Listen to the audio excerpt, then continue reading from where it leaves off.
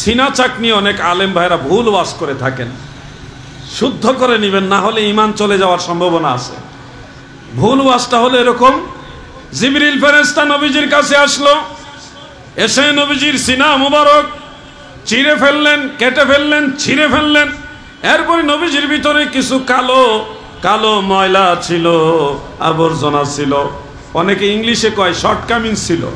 এই ময়লা আবর্জনাগুলি রসুলের ভিতর থেকে বের করে ফেলে দিয়ে তারপরে নবীজিকে আবার সিনা মুবারক জোড়া লাগাই দিছে। এইভাবে নবীজিকে পবিত্র করা হয়েছে। এইভাবে আমার অনেক ভাইয়েরা, অনেক বক্তারা ওয়াজ করে থাকে। এইভাবে যারা ওয়াজ করেন, আল্লাহর দোহাই লাগে, খবরদার, আগে করছেন তওবা করে নেন, নবীজির কাছে ক্ষমা চান, আল্লাহর কাছে ক্ষমা চান। ওয়াজটা এইভাবে না, ওয়াজ এইভাবে না ভাই। সঠিক ওয়াজটা আপনাকে জানতে হবে। সঠিক ওয়াজ হলো মা হালিমাতু সাদিয়া রাদিয়াল্লাহু তাআলা আনহার বাড়ির পাশেই একটা কুয়া আছে, কুয়া থেকে কয়েক মিনিট লাগে ওই গাছের কাছে যেতে। সেই গাছের গোড়ায় নবীজি বসে আছেন, এমন সময় জিবরিল ফেরেশতা আসলেন। এটা পাহাড়ের পাদদেশে সেই ঘটনাটা। জিবরিল ফেরেশতা এসে নূরের অস্ত্র দিয়ে নবীজির সিনা মুবারক কাটলেন।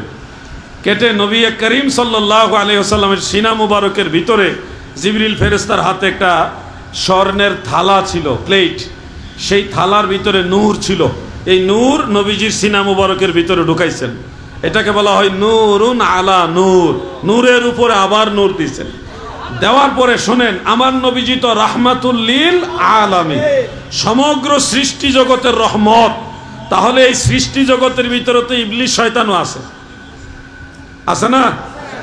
শয়তান তো সৃষ্টির ভিতরেরই একটা অংশ। তো সবার জন্য নবীজি রহমত। হাসরের ময়দানে শয়তানের জন্যও যদি নবীজির মায়া লাগে যায়, এটা একটা কেমন ঘটনা হয়ে যেতে পারে। এই জন্যে শয়তানের জন্য যে নবীজির ভিতরে রহমতের অংশটা ছিল, বুখারী শরীফের মধ্যে উল্লেখ, ওই অংশটা, যে অংশটা শয়তানের জন্য রহমত ছিল, ওইটা নবীজির ভিতর থেকে বের করে দেওয়া হয়েছে। এইখানে এসে অনেক বক্তারা ভুল ওয়াজ করে, কই নবীজির ভিতর থেকে ময়লা বের করে ফেলেছে। নাউজুবিল্লাহ বলেন। ওয়াজ আগে শিখতে হবে, বড় মুহাদ্দিস শেখুল হাদিসের সোহবতে বসতে হবে, ওয়াজ আগে জানতে হবে। না শিখে ওয়াজ করো, নিজেও বেঈমান হইবা, মানুষকে বেঈমান বানাইবা। আল্লাহর হাবিব নূর, সেই নূরে মুজাসসামের ভিতরে আল্লাহ তাআলা আরো নূর দিয়েছেন। শয়তানের প্রতি যে রহমতটা ছিল ওটা বের করেছেন। আর সব মানুষে আমার দয়ার নবীজির দয়ার নজরে থাকবে। আমিন বলেন। রহমাতাল লিল আলামিন, আপনি উম্মতের জামিন, গুনাহগার উম্মতের আপনজন। আল্লাহর নবী মায়ার নবী গো, আপনি নবী আমার জীবনের জীবন।